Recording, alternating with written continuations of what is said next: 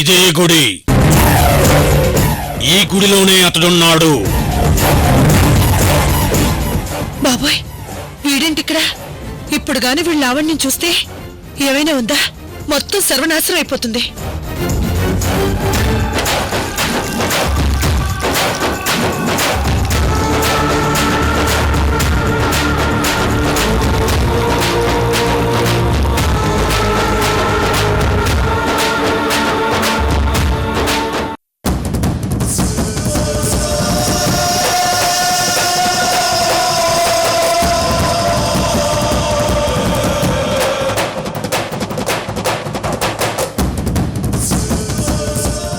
వస్తున్నాడు, వస్తున్నాడు.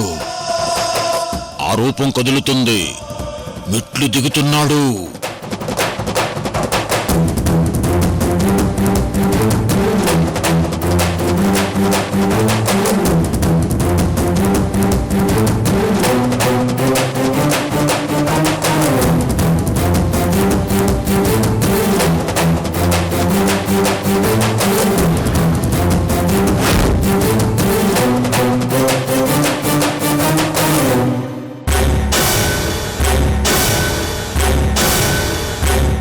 అతని రూపం నాకు కనపడటం లేదు. ఆ తొలిచి చెట్టు అతని రూపాన్ని నాకు కనపడనివ్వటం లేదు.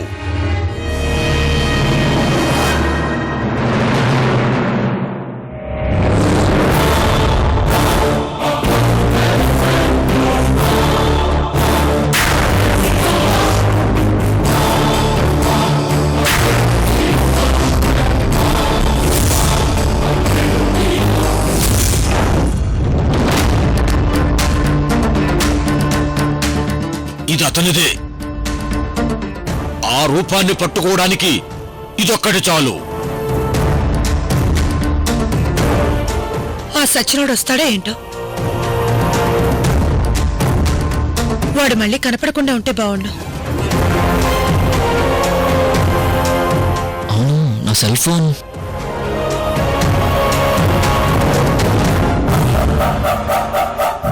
షిట్, నా ఫోన్ గుళ్ళోనే మర్చిపోయాను. ఇప్పటికే చాలా దూరం వచ్చేసాను. అది గుడిలోనే ఉందో, ఎవరిని తీసుకెళ్ళిపోయారు? 30-40 వేల రూపాయలు సెల్లంట. నొక్కేద్దామంటే వీళ్ళు నన్ను నొక్కనివ్వటం లేదు.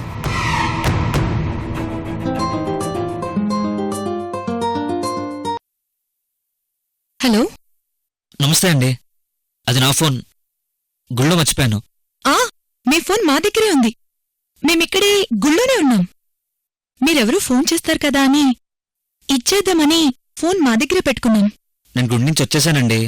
చాలా దూరంలో ఉన్నాను. ఓ అలాగా. ఇంతకీ మీరెక్కడున్నారు? సిమెంట్ రోడ్ దగ్గర గ్రీన్ కలర్లో పాండాబ్బా ఉంది, అక్కడ ఉన్నానండి. సరే, మీరక్కడే ఉండండి. మేమెలాగో అటువైపే వస్తున్నాం. దారిలో మీకు ఫోన్ ఇచ్చేస్తాం. చాలా థ్యాంక్స్ అండి. మీకోసం ఇక్కడే వెయిట్ చేస్తుంటాను. మిమ్మల్ని ఎలా గుర్తుపట్టాలి? నా దగ్గర ఒక తులసి చెట్టు ఉందండి, అదే మీకు గుర్తు. తులసి చెట్టు గుర్తా? అవునండి.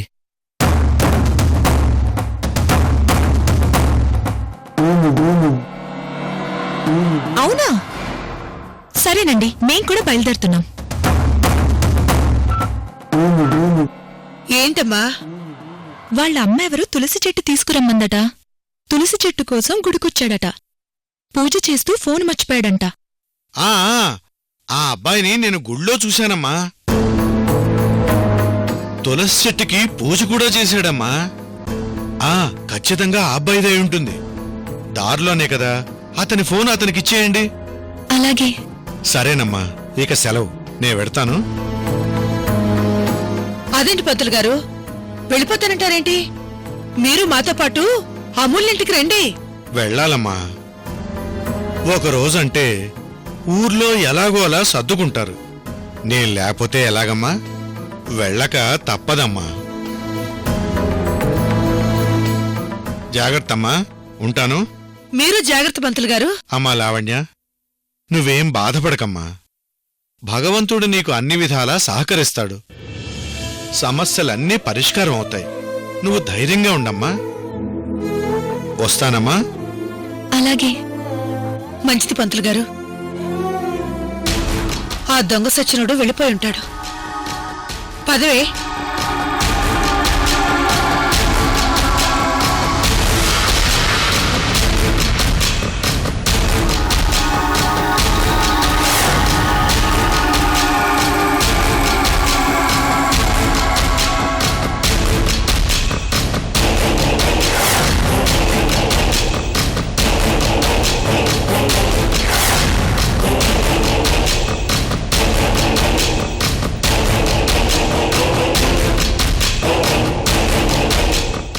అమ్మా అమూల్య, నీకోసం ఎదురు చూస్తున్నావమ్మా. ఏమైంది అత్తయ్య గారు? మీ పిన్ని అన్ని హై లెవెల్లో ఆలోచిస్తుందమ్మా.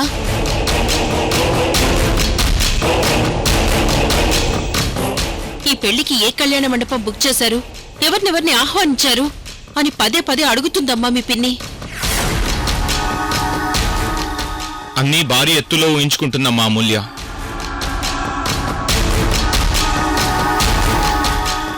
పిన్నిని రానివ్వండి మావయ్య గారు.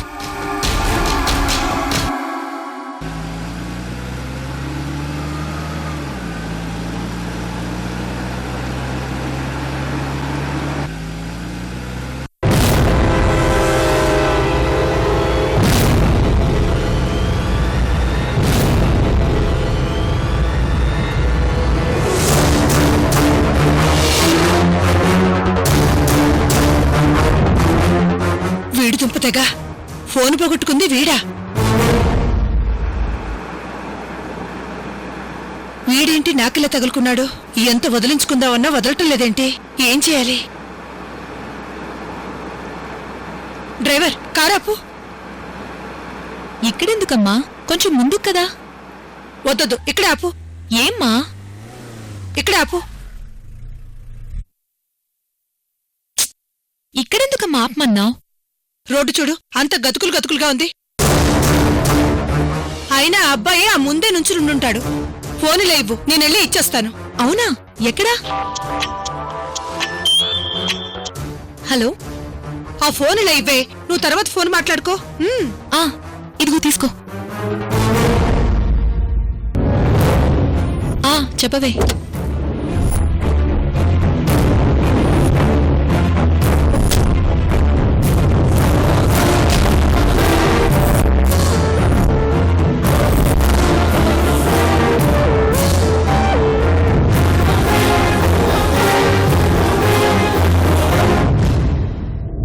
మీరా? నేనే బాబు, నేనే. అసలు మనం ఏ ముహూర్తాన రోడ్డు మీద పరిచయం అయ్యావో కాని, ఏ ముహూర్తాన నువ్వు నన్ను రక్షించావో కాని, అప్పట్నుంచి మనం ఎక్కువ రోడ్డు మీదే కలుస్తున్నాం, ఎక్కువ రోడ్డు మీదే మాట్లాడుకుంటున్నాం. ఇదిగో బాబు నీ ఫోను. చాలా థ్యాంక్స్ అండి. మన ఇద్దరికి ఏదో అనుబంధం ఉందండి. లేకపోతే నేను ఫోన్ పోగొట్టుకోవడం ఏంటి, అది మీ దగ్గర చేరడం ఏంటి?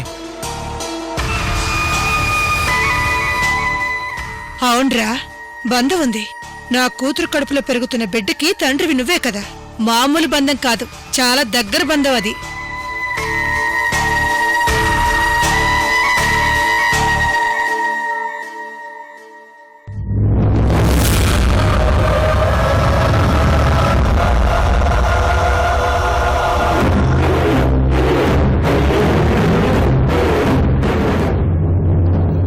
ఉదయ్ గారి తమ్ముడు హేమంత్లా ఉన్నాడే. నేను కూడా వెళ్ళి పలకరిస్తాను.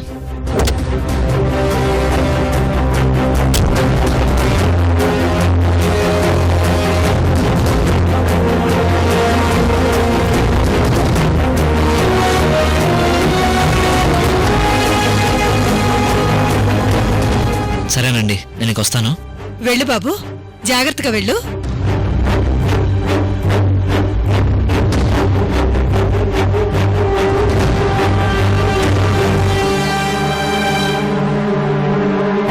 నువ్వెక్కడికి వస్తున్నావు?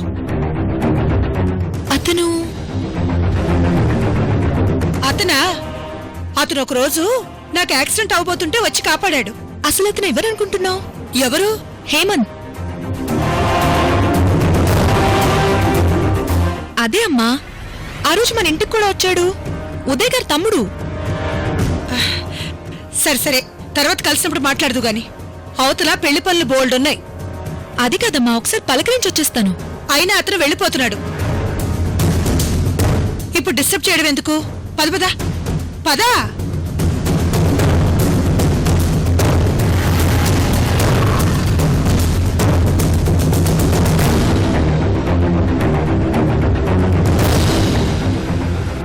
మీ పిన్ని మాతో మామూలుగా ఆడ్డం లేదమ్మా.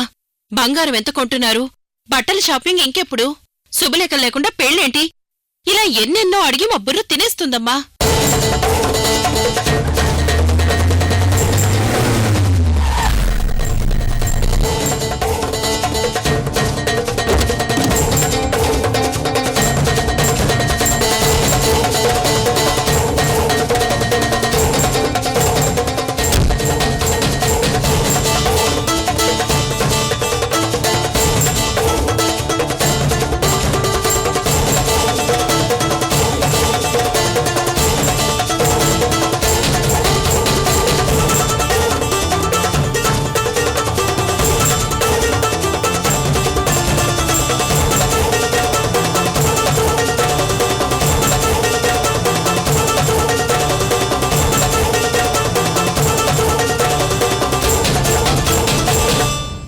ఏంటో ఎక్కడ వాళ్ళు అక్కడ నిలబడ్డారు. నా కూతురు పెళ్లికి సంబంధించిన ఏర్పాట్లేవి జరగట్లేదు. ఏంటిదంతా? పిన్ని, నేను నీతో మాట్లాడాలి.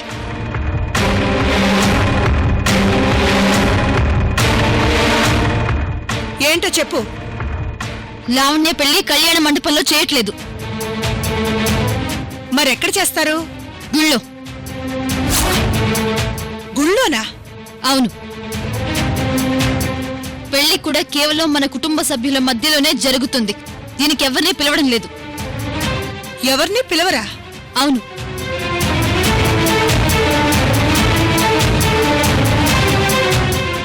అసలే నీ పెళ్లి చాలా సింపుల్ గా చేసేశారు. ఇప్పుడు నీ చెల్లెలి పెళ్లి కూడా సింపుల్ గా చేసేయాలా?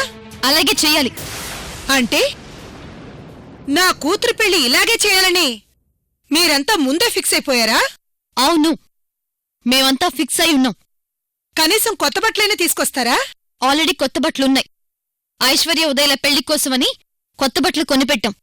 అవి సరిపోతాయి.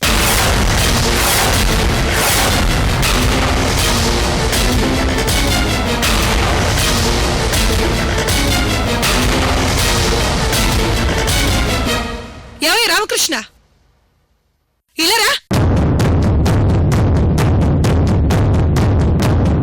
చూసావా, నీ కూతురు పెళ్లి గుళ్ళో చేస్తుందంట నీ పెద్ద కూతురు.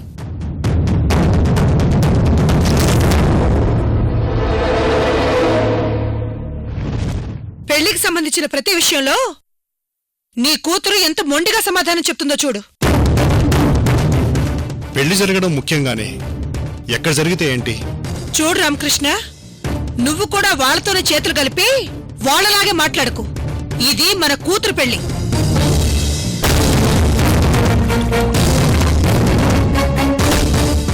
ఎందుకమ్మా ఇలా ప్రతిదానికి గొడవ చేయాలని చూస్తున్నావు?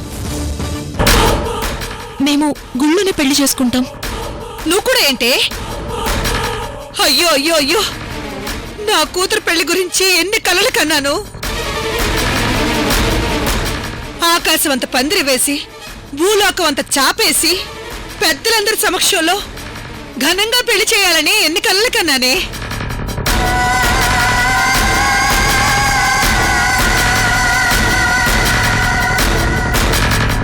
ఇప్పుడు నా కలలన్నీ ఆవరైపోయాయిరా దేవుడో. పిన్ని,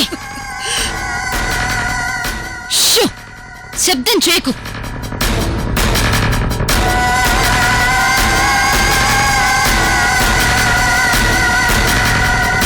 అమూల్య, మంగళసూత్రం తీసుకొచ్చాను, ఇదిగోమ్మా. అది కదయ్యా. మాట్లాడుకో.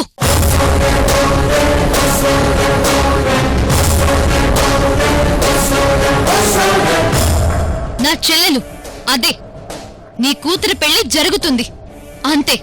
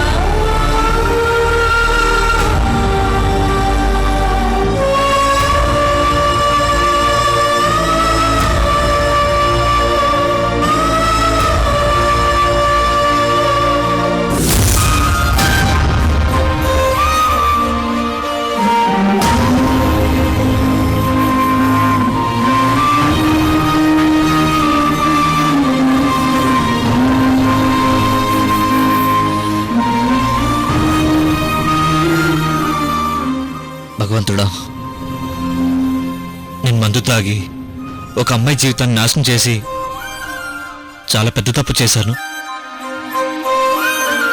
నేను ఇప్పుడు నీ ముందు ప్రతిజ్ఞ చేస్తున్నాను, నేను ఇక జీవితంలో మందు తాగను.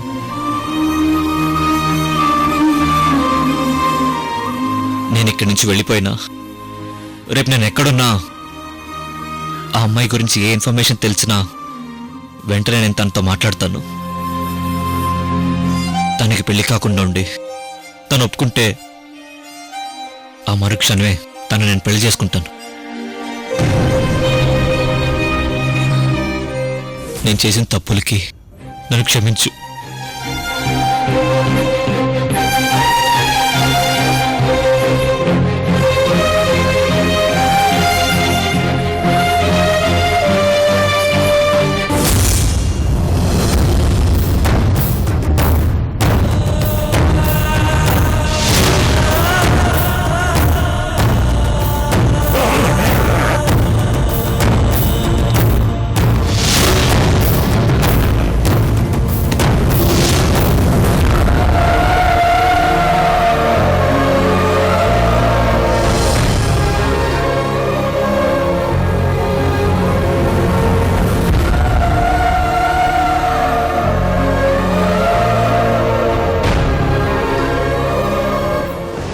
నిజంగానా?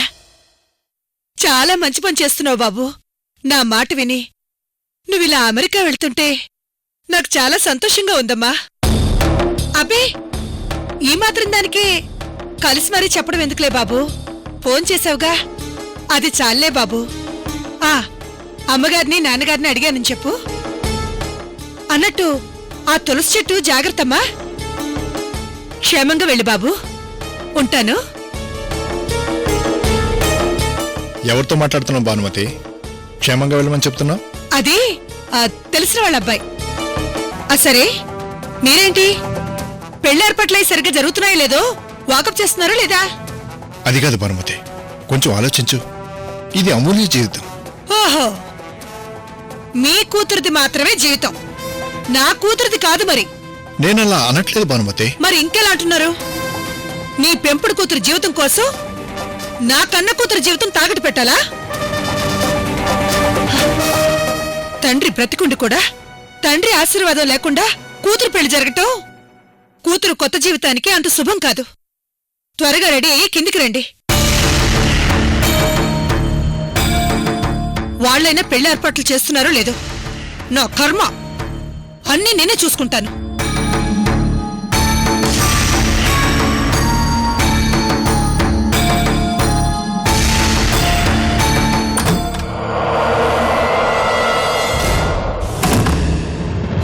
అమ్మయ్య, ఆ హేమంతు అమెరికా వెళ్తాడని తెలుసు కాని ఈ రోజే వెళ్తాడని అస్సలు అనుకోలేదు.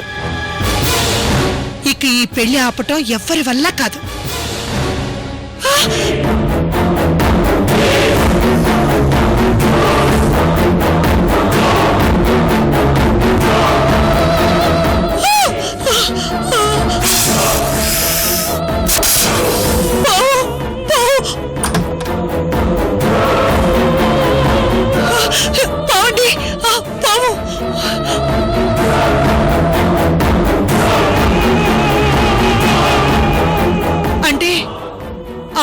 మళ్ళీ వస్తుందేమోనని భయంగా ఉందండి.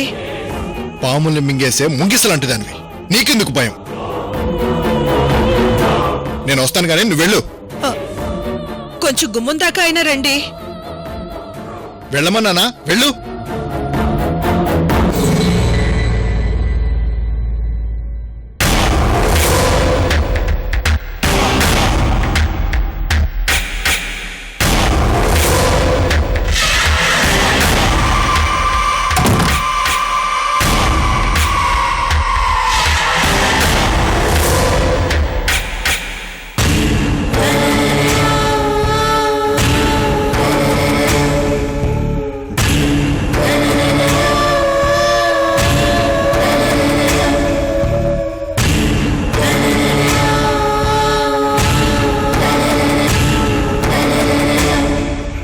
అన్నగారు, వదిన గారు,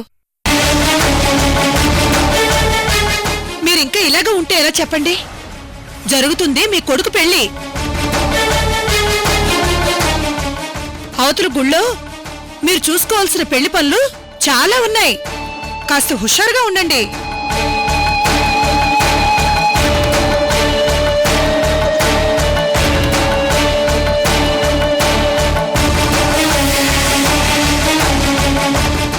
అమూల్య, అవతల టైం అవుతుంటే నువ్వే ఇంత లేట్ చేసేస్తే ఎలా చెప్పు? సరే మీరుండండి, లావణ్ ఇంకా రెడీ అయినట్లేదు, నేను వెళ్ళి తీసుకొస్తాను.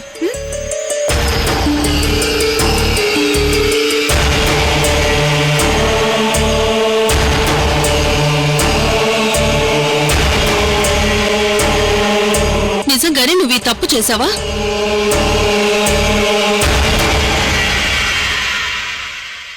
ఇంతవరకు వచ్చాక కూడా నువ్వు ఇలా సైలెంట్ గా ఉంటే అర్థం ఏంటిరా పార్దు?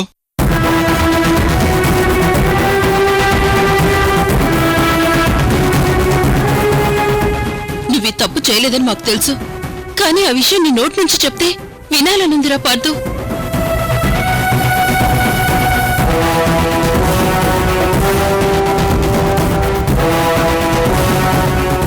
నోరు తెరిచి చెప్పరా, నువ్వు ఈ తప్పు చేశావా? చెప్పరా, నువ్వు ఈ తప్పు చేశావా? పార్దు గారి తప్పు చేయలేదు మావయ్య గారు.